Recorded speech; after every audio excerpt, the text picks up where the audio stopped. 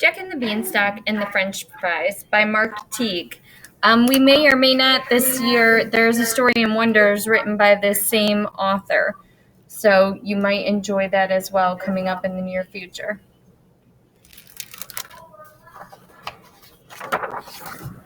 Jack and the Beanstalk and the French Fries.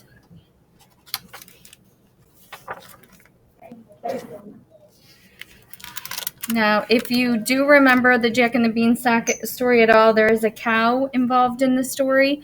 So let's see what happens in this version. Jack lived with his mother in a small house at the edge of a village. They were very poor. They were so poor that when their cows stopped giving milk, Jack's mother feared that they would starve. "Quickly, son," she said, "take the cow to market and sell her for as much as you can. Everything depends on it." Jack's mother is telling him to take the cow and see how much money he can get for the cow. Jack headed off with the cow in tow. After a while, he stopped to rest, and when he did, a stranger appeared. "I will trade you these magic beans for that cow," said the old man. "Magic beans?" said Jack. "You must think I'm a dodo." "Not at all," said the stranger, "and these beans are quite magical. Plant them and you will have all that you desire." "Honest?" said Jack. "What we desired at the moment was food." "Honest," said the stranger. So they made the deal, and Jack returned home with the beans. Ooh, he's so proud of himself. "Foolish boy," cried his mother, "you have ruined us." She tossed the beans out a window and sent Jack to bed without supper. When he awoke the next morning, a strange light filled Jack's room. Giant leaves poked through the window. He stuck his head out and saw an enormous beanstalk growing in the backyard. "Ma!" he cried, running downstairs. "Check out the beanstalk." "I already did. And look, I made us bean porridge for breakfast." Jack ate the porridge. It wasn't the best thing ever, but it beat starving. "Well, I guess our problem is solved," he said, and headed off to school.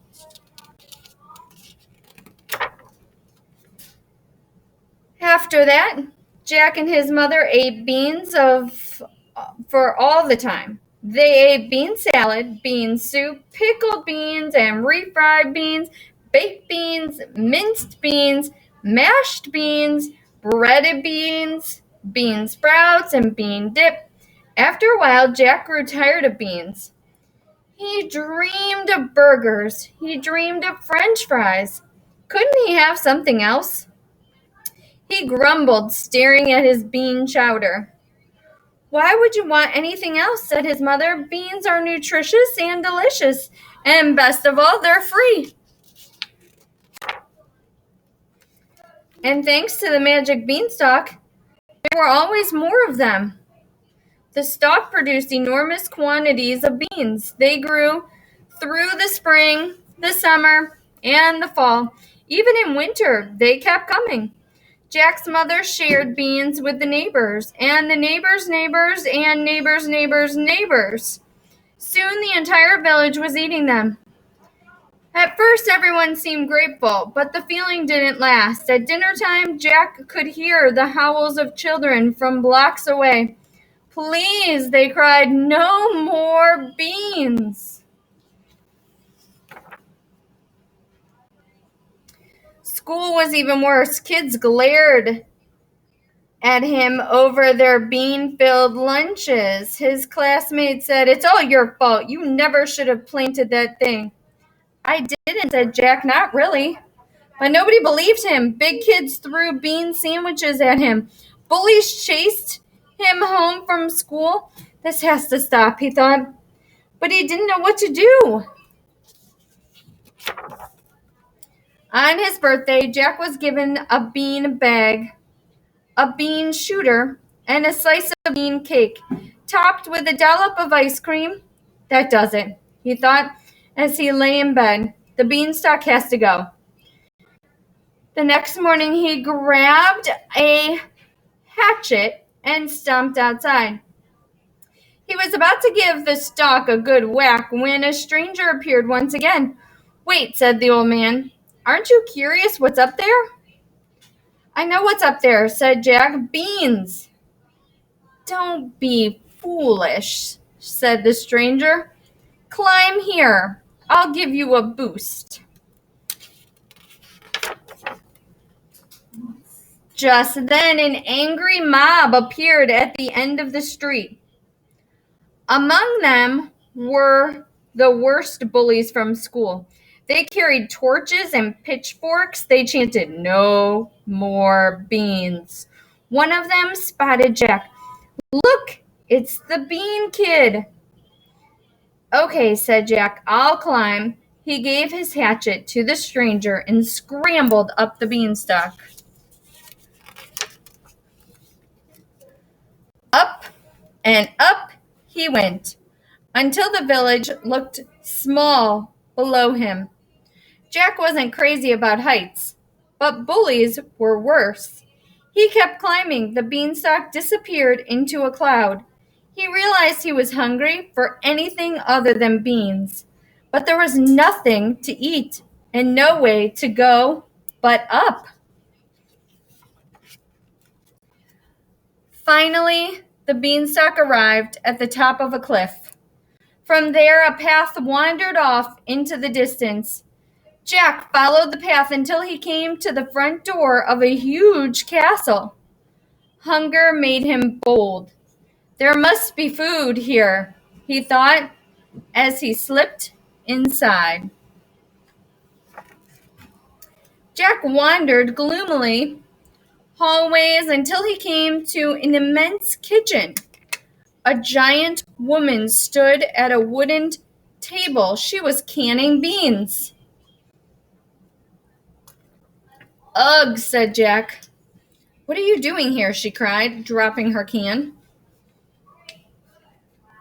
And over here you can see these cookbooks, Cooking with Beans, 1001 Bean Recipes, Delicious Beans.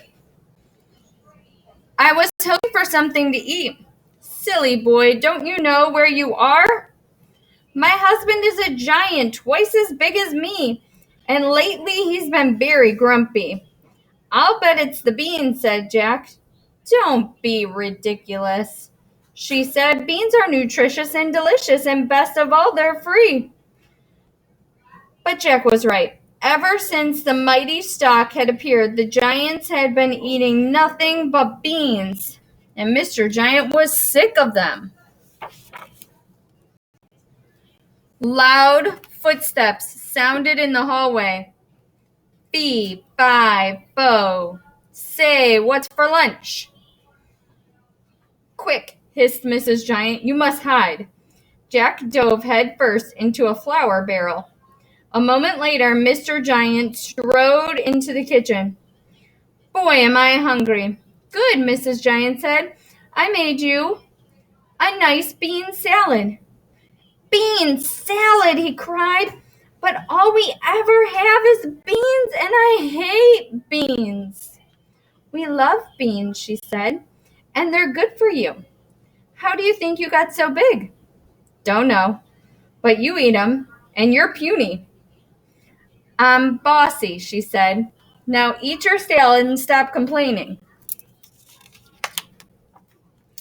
The giant ate, but he didn't stop complaining. Beans, he grumbled. What I wouldn't give for a plate of French fries. Without thinking, Jack said, Here, here. What was that? Cried the giant, leaping to his feet. Nothing, said his wife. I know what I heard, and it came from the flour barrel. The giant stopped over to the flour barrel and plucked Jack up by his feet. He turned to his wife. "What is this?" "It's just a boy," said Mrs. Giant. "He was looking for something to eat." "Maybe he is something to eat." "Look, he's already breaded." "Don't be disgusting," she said. "Yes," said Jack, "don't be disgusting." The giant set Jack on the table, but he was still angry. "You know what's disgusting? Beans." He dumped a bushel on his head. "You see, disgusting." He overturned another bushel and another. He picked up great handfuls of beans and tossed them in the air. Soon beans were flying everywhere. Jack joined in. They made a terrific mess. And as they did, they chanted, "No more beans!" "Stop!" cried Mrs. Giant. "Both of you should be ashamed. If you don't like beans, plant something else." "Plant?" said Jack. "Something else?" said the giant. "A vegetable garden, you ninnies. With potatoes, for instance." "Why taters?" said her husband. "To make French fries," cried Jack. "Oh, of course. We'll plant some right away." "First, you'll clean this kitchen," said Mrs. Giant.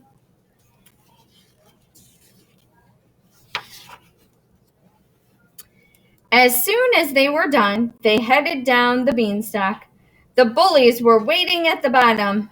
"There he is," they cried when Jack appeared. Jack wasn't worried. "Meet my friend," he said. Once the uproar died down and the bullies went home, Jack and the giant spent the rest of the day planting a garden. "Grow!" shouted the giant. "Patience," said Jack. Soon the giant grew bored and headed back up the stalk.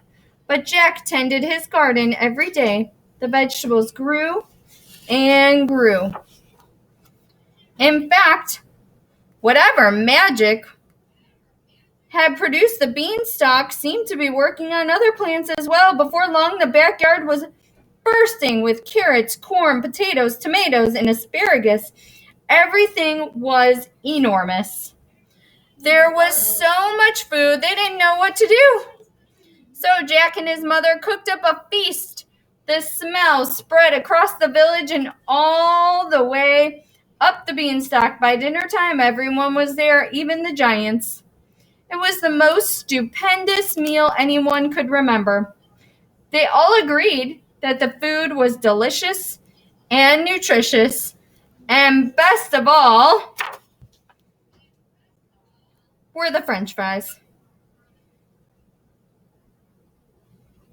Some ketchup right on those, which they could have made with the tomatoes. So, Jack and the Beanstalk was our story for today. I hope you enjoyed it. You know what goes good with fries? McNuggets.